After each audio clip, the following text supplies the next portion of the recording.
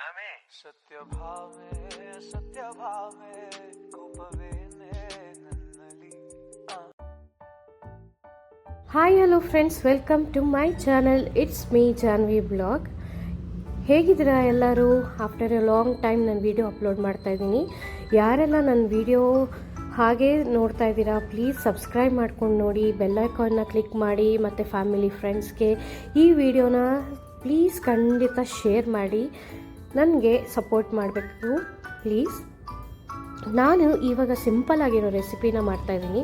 ಏನಂದರೆ ಇದು ಮೊಸರು ಬಜ್ಜಿ ಅಂತೀವಿ, ಆದರೆ ಈರುಳ್ಳಿ ಟೊಮೆಟೊ ಏನೂ ಇಲ್ಲ. ಆದರೆ ಇದರಲ್ಲಿ ಸ್ಪೆಷಲ್ ಆಗಿರೋ ಮೂಲಂಗಿ ಇದೆ. ಹೌದು ಫ್ರೆಂಡ್ಸ್, ಇದು ಮೂಲಂಗಿ ಮೊಸರು ಬಜ್ಜಿ ಮಾಡಬೇಕಾಗತ್ತೆ.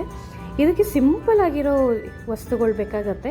ಮೊಸರು, ಮೂಲಂಗಿ ತುರಿದಿಟ್ಕೊಂಡಿರೋದು, ಜೀರಿಗೆ, ಎಣ್ಣೆ, ಹಸಿಮೆಣಸಿನ್ಕಾಯಿ, ಉದ್ದಿನಬೇಳೆ, ಇಂಗು. ನಿಮಗೆ ಇಂಗು ಬೇಕು ಅಂದರೆ ಹಾಕೋಬೋದು, ಇಲ್ಲಾಂದರೆ ಬೇಡ. ನಾನು ಇವಾಗ ಹೇಳಿರೋದು ಎಲ್ಲನೂ ನಾನು ಹೇಗೆ ಮಾಡೋದು ಅಂತ ತೋರಿಸ್ತೀನಿ, ಮುಂದೆ ವೀಡಿಯೋದಲ್ಲಿ ಬರುತ್ತೆ. ಸಿಂಪಲ್ ಆಗಿರೋದು, ಯಾರಿಗೂ ಇಷ್ಟ ಆಗಲ್ಲ ಅಂತಲ್ಲ, ಮೊಸರು ಹಾಕಿದ್ರೆ ಎಲ್ಲರಿಗೂ ಇಷ್ಟ ಆಗುತ್ತೆ. ಹೇಗಿದೆ ನೋಡಿ ಬನ್ನಿ. ಇವಾಗ ಮೂಲಂಗಿ ತುರ್ಕೊಂಡು ಇಟ್ಕೊಂಡಿದ್ದಾರೆ. ಇದು ಮೂಲಂಗಿ ರಾಯ್ತ ಮಾಡ್ತಾ ಇದ್ದೀನಿ. ಆಮೇಲೆ ಮೂಲಂಗಿ ರಾಯ್ತ ಮಾಡ್ತಾ ಇದ್ದಾರೆ. ಇವಾಗ ಅದಕ್ಕೆ ಮೊಸರು ಬಗ್ಸ್ಕೊಂತಿದ್ದಾರೆ. ಮಿಕ್ಸ್ ಮಾಡ್ಕೋಬೇಕು ಚೆನ್ನಾಗಿ. ಇವಾಗ ಸ್ವಲ್ಪ ಉಪ್ಪು ಹಾಕಬೇಕು ಮತ್ತು ಮಿಕ್ಸ್ ಮಾಡಬೇಕು.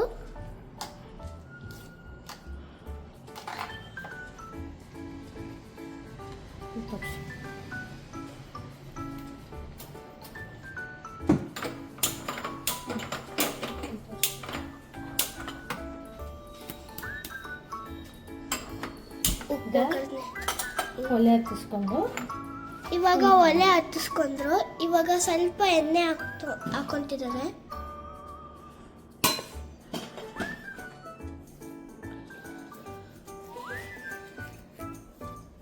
ಒಗ್ಗರಣೆ ಮಾಡ್ಕೊತಿದ್ದಾರೆ.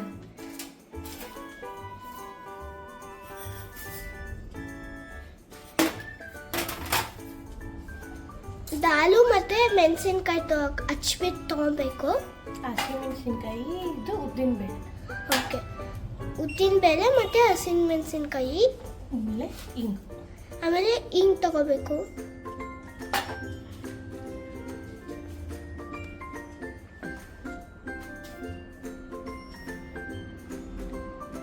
ಕಾಯ್ಬೇಕಲ್ವಾ? ಇದು ಎಣ್ಣೆ ಕಾಯ್ಬೇಕು.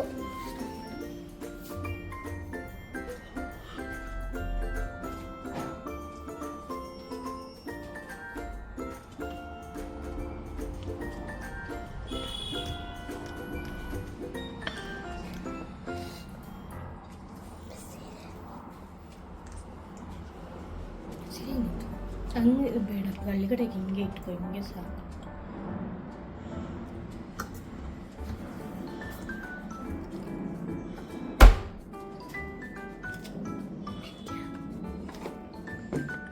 ಜೀರಿಗೆ,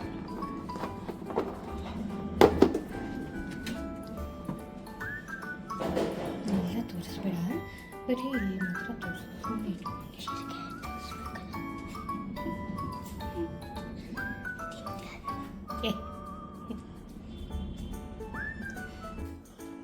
ಇವಾಗ ಎಣ್ಣೆ ಕಾಯ್ತು, ಅದಕ್ಕೆ ಜೀರಿಗೆ ಹಾಕ್ಬೇಕು,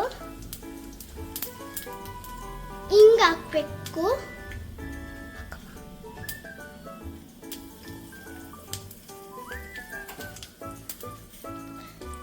ಉದ್ದಿನಬೇಳೆ ಹಾಕ್ಬೇಕು,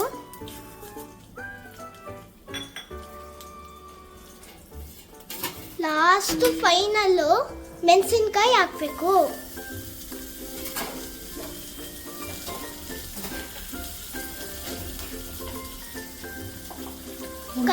ಕೈ ಹಾಕ್ಬೇಕು.